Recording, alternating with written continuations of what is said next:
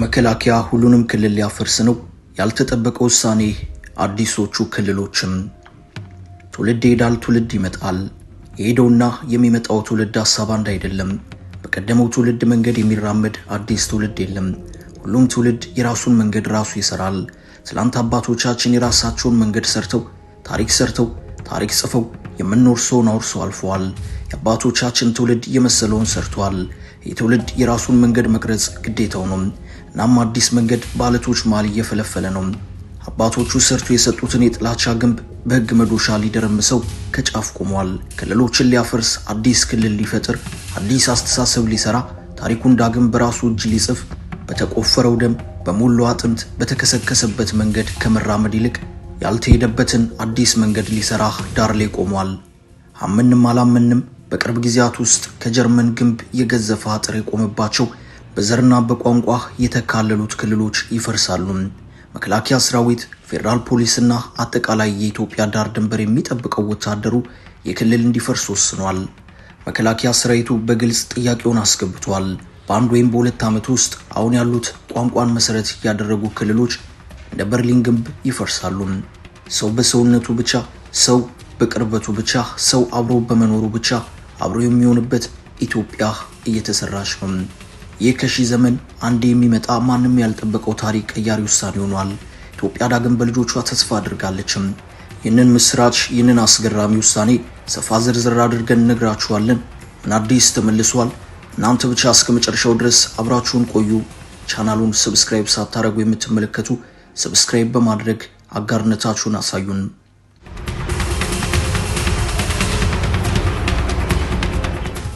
ዛሬ ዱባይ ለኛ በቢሊዮን ዶላር ትረዳናለችም። ትንሿ ዱባይ፣ በረሃ መሃል የበቀለችው አፈርማዋ ዱባይ ለኛ ትረዳናለችም። ከ50 ዓመት በፊት ዱባይ የምትባል ከተማ የተባበሩት አረብ ኤምሬትስ የሚባል ሀገር አልነበረም። ግመል የሚያረቡ በጎሳ የሚተዳደሩ ጥቂት ህዝቦች ነበሩ። ዛሬማ ለኛ ገንዘብ የሚያፈሱ በቀይ ባህር በገልፍና በመካከለኛው ምስራቅ ከአያላኑ ጋር የምትፋለም ግዙፍ ሀብታምና ስልጡን ሀገር ሆናለችም። የኛ እህቶች ለቤት ሰራተኝነት፣ ወንድሞቻችንን ፍየል ጠባቂነት የምትቀጥር ሀገር ሆናለችም። ከዛሬ 50-60 ዓመት በፊት ቻይናዎች የሚበሉት አጥተው ቅጠል እንደ እንስሳ በልተዋል። 500 ሚሊዮን ህዝባቸው አንድ ጊዜ በቀን መብላት የማይችል በጦርነትና በቸነፈር እንደ ክረምት አግቢ የሚረግፉ ነበሩ። ዛሬስ ቻይናዎች የት ናቸው? ዛሬ በቻይና በድህነት ውስጥ የሚኖረው ህዝብ 5 ሚሊዮን ብቻ ነው። የቻይና ህዝብ ቁጥር ከ1 ቢሊዮን በላይ መሆኑን አትዘንጉም። ዛሬ ቻይና አሜሪካን የምትፎካከር፣ እኛን የምታበድር፣ ከተሞቻችንን የምትገነባ ሀገር ሆናለችም። እኛ ያኔ እነሱ ሲራቡ የት ነበርን? ዛሬ ሴት ነን። ለምን ቀድሞውን ሄዱም? ማሰብ ስለማንችል ነው? አይደለም። ማሰብ ባንችል ከአንድ ድንጋይ ከአንድ ቋጥኝ ወጥ ህንጻ እንገነባ ነበር። አክሱምን እንተክል ነበር። ቀይ ባህርን ተሻግረን ሀገር እናስተዳድር ነበር። ታዲያ ለምን ዛሬም በድህነት ዛሬም በልመና ውስጥ ኖረን አይቆጭም? አያንገበግብም? ማሰብ ስለማንችል ወይንም ቅኝ ስለተገዛን አይደለም። እድሜ ለአባቶቻችን ቅኝ ግዛት አሻራውንም አናውቀውም። ታዲያ ለምን በለጡን? ታዲያ ለምን ከኋላ ተነስተው ትተውን ሄዱም? መልሱ ቀላል ነው። ቀድመን ነቃን፣ ቀድመን ተኛን። ዓለም አንድ ሆኖ እየተጓዘ ባለበት በዚህ ዘመን እንኳን ሳንነቃ ዛሬም በብሔርና በዘር ጥላቻ ተቧርነን ለጉድ እንፋጨዋለን። በሚሊየን በመቶ ሺዎች እንረግፋለን። ተበድረንም ተውሰንም እንፋለማለን። ኢኮኖሚያችንን ቀርጥፈን እንበላለን። ሰላማችንን አጥተን ለማትረቆን በጥላቻ አብደን ወንድማችንን እየገደልን አለን። ኢነፍ ይላል ፈረንጅም። አሁን ግን ይህ ጊዜ ሊበቃ ይመስላል። በብሔር መቧደን፣ በክልል መታጠር፣ በአንድ ሀገር ውስጥ እየኖሩ የተለያዩ መዝሙር፣ የተለያየ ባንዲራ ማውለብለብ ሊያከትም ነው። በኢትዮጵያ መከላከያ ሰራዊት የተማረው የኢትዮጵያ የጸጥታ ኃይሎች ጥምረት ከዚህ በኋላ ክልል የሚባል ድንበር እንዳይኖር ለምክክር ኮሚሽኑ ጥያቄ አስገብቷል። እንደተባለው ከሆነ ይህ ጥያቄ በመንግስት እየተደገፈ ነው። ስራውም ከተጀመረ ቆይቷል። ብዙ ስራዎችም ተሰርተዋል። የሁሉም የክልል ልዩ ኃይሎች ይፍረሱ ሲባል እየታሰቡ ነው። ከመታወቂያ ላይ ብሔር ይነሳ የሚለው እንቅስቃሴ የተጀመረው ለዚህ ነው። አሁን በበርካታ ክልሎች መታወቂያ ላይ ብሔር መጻፉ ቀርቷል። በቅርብ ደግሞ ታርጋ ላይ የክልሎች ስም እንዳይቀመጥ ታዟል። ብሔራዊ መታወቂያ ወይንም ናሽናል አይዲ ላይ ብሔር እንዳይገለጽ ተደርጓል። የሁሉ ክልሎችን የማፍረስ ዘመቻ ነው። የስካውኑ ይበቃል ተብሏል። ኢትዮጵያ ክልሎች በዋት መሩ መንግስት ሲዋቀሩ ጠላቶች አንድ ነገር ብለው ነበርም።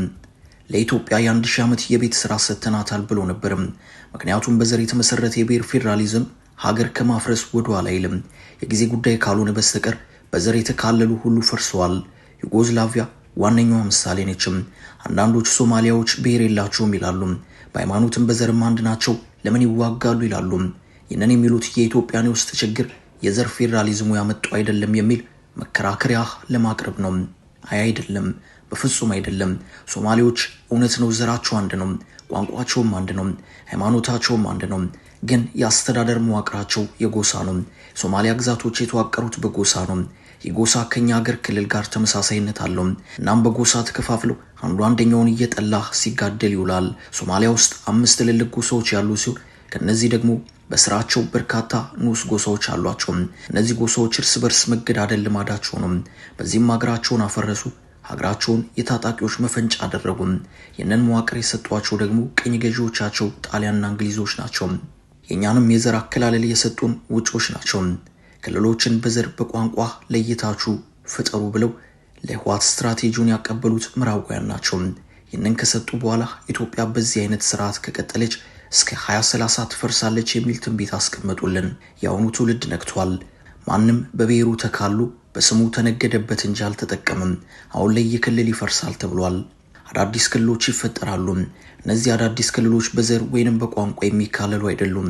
ይልቁንስ ካርታ ላይ ብቻ በመልክዓ ምድር ይከፈላሉ። የማለት ኦሮሚያ ክልል ያለው ሸዋና አማራ ክልል ያለው ሸዋ አንድ ላይ ይሆናል። ጉራጌ ከኦሮሚያ ክልል ካለው ህዝብ ጋር ይዋሃዳል። የትግራይና አማራ ድንበር ይፈርሳል። የሶማሌና የአፋር ድንበር ይፈርሳል። የቤኒሻንጉልና የአማራ ክልል ይናዳል። ህዝብ ከቀረበው ጋር ተጋሉ ይኖራል። በቋንቋ በሃይማኖት ከሚመስለው ጋር ብቻ ሳይሆን ከማይመስለውም ጋር ሆኖ በአንዲት ሀገር ጥላ ስር ይኖራል። ኢትዮጵያ ከራሷ ትምህርት መውሰድ አለባትም። በማያባራ ዘርን መሰረት ባደረገ ጦርነት ውስጥ መባጀት የለባትም።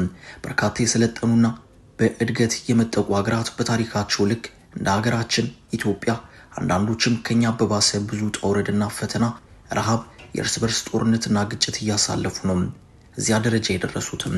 ለስኬታቸው ዋናው ሚስጥር ደግሞ እኛን እስከዛሬ ለመማር ያቃተን አእምሮአቸውን ክፍት አድርገው ካለፈው ታሪካቸውና ተሞክሯቸው መማር መቻላቸው ነው። እንደኛ ሀገር የብሔር ፖለቲከኞች በገነኑበት ባሉበት ቆመው እያደከደኩ አባቶቻቸው ባሳለፉት የፈተና ታሪካቸው ከመናቆርና ከመነታረክ ይልቅ በሀገራቸው የወደፊት እድል ላይ በማተኮር ለችግሮቻቸው መፍትሄዎችን በጋራ እየፈለጉ በማግኘታቸው ነው ዜጎቻቸውን በፍጥነት ከድህነት የጨለማ ዓለም እያወጡ ማደግ የቻሉትም።